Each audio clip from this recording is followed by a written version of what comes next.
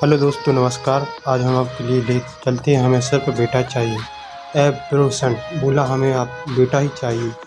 तो दोस्तों, रात 11 बजे सौदा के पति सुनील ने दरवाजे में बजा तो सौदा ने जल्दी ही दरवाज़ा खोला। तभी दरवाज़ा खुलते ही जल्दी से सुनील सौदा के हाथ पकड़कर उसे अंदर कमरे में ले गया।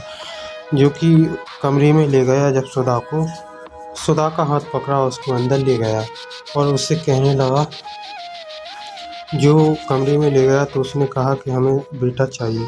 दोस्तों, तो कमरे में ले जाकर सुनील खुश होता है। सौदा से कहा कि सौदा, डॉक्टर से मेरी बात हो चुकी है। सौदा से कहने लगा कि डॉक्टर से मेरी बात हो चुकी है, कल तुम्हें जांच के लिए उस डॉक्टर के पास चलना है। और कहने लगा, आपके लिए डॉक्टर के पास चलना है, अगर लड़का हुआ तो ऑपरेशन की तारीख ले लूँगा। और सौदा से कहने लगा कि अगर लड़का हुआ तो ऑपरेशन की तारीख ले लूँगा। इस सुनकर सौदा की आंखों में आंसू आ गए और सौदा की सुनकर आंसू में आ गए बहन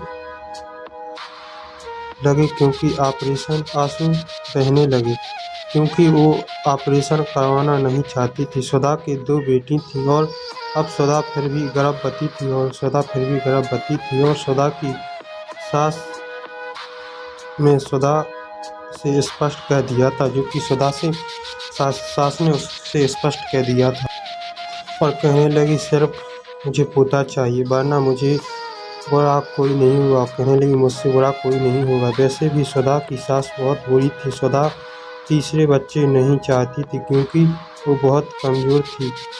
डॉक्टर ने भी सौदा के पति सुनील से कहा था कि अब तुम बच्चे की कोई भी प्लानिंग मत करना, वरना सौदा को भी खतरा हो सकता है। लेकिन सुनील और उसकी माँ दोनों ही उन्हें मनाना। सुनील की माँ रोज़ कहती थी कि बेटे, सुनील वंश आगे बढ़ाने के लिए लड़का तो होना ही चाहिए। ये सुनकर सुनील को बहुत गुस्सा आता था और वो दिन रात सौदा को मारने लगता था। मजबूरी होकर सौदा ने कहा कि ठीक है सुनील, अगर तुम्हारी मेरी ज़िंदगी की कोई परवाह नहीं है तो ठीक है, जैसे तुम कहोगी वैसे करूँगा। यह कहकर सौदा सुनील को तीसरे बच्चे के लिए हाँ कहा दिया। अब सौदा गर्भवती भी हो चुकी थी, लेकिन सुनील और उसकी माँ तो बस बेटा चाहती थी, इसलिए वो सौदा के बच्चों के लिंग पता करवाना चाहती थी, ताकि बेटा हुआ तो ठीक है, वरना ऑपरेशन 8। लेकिन सौदा ने कहा था, जो कि सौदा ने ऑपरेशन 8 के लिए कि सुनील लिंग चेक करना तो एक अपराध है, मैं ये सब नहीं करवाऊंगी। इतना सुनते ही सुनील को गुस्से से लाल पीला हो गया।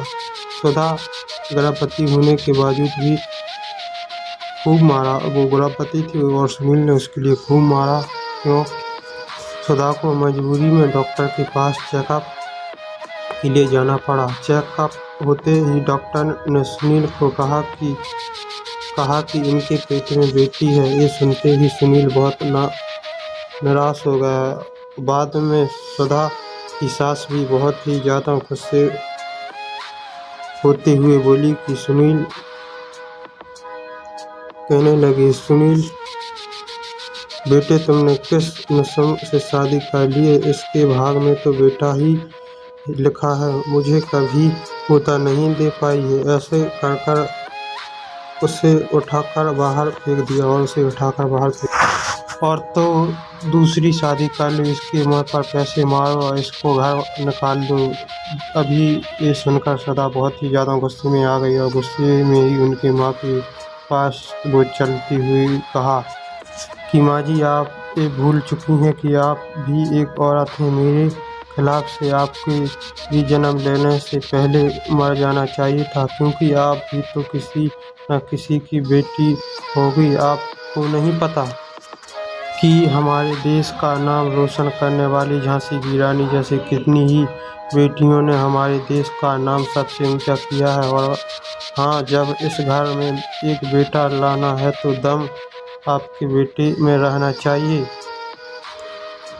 इससे मेरी क्यों गलती है? तुम्हारे बेटे में एक कमी है। शायद तुम जैसे लोगों में औरतों का बेटा पैदा करने की मशीन समझ रखी है। और सुनील एक औरत के बेटा हो तो बेटी सबसे तो बेटू या बेटा वो सब तो एक ही तरफ, मगर एक पत्नी को सिर्फ एक पति का साथ और उसके विश्वास चाहती तो, मगर शायद तुम मेरे सच्चे पति कभी नहीं बन सकती हो। एक पत्नी सब दर्द झलक सकती है, लेकिन सब जब उसके पति ही उसका दर्द न समझे तो उस पति के साथ में कभी भी नहीं रह सकती हूँ। अपने दोनों बेटियों को लेकर जा रही हूँ और देखना, एक दिन मेरी बेटी मेरे सहारा बनकर इस देश का नाम रोशन करेंगी।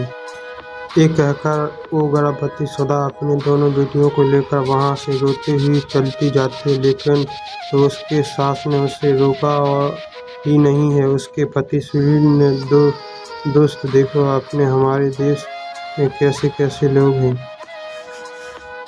इन्हें सिर्फ बेटा ही चाहिए। और बेचारी सुधा, उसकी क्या गलती थी?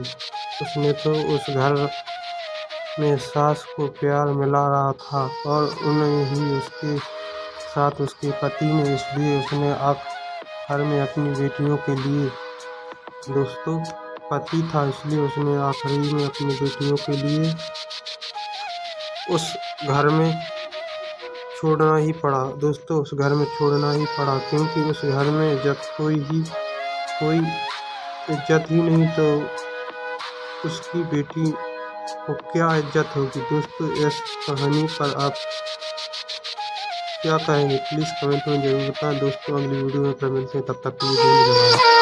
और वीडियो से लोगों को चैनल सब्सक्राइब करें।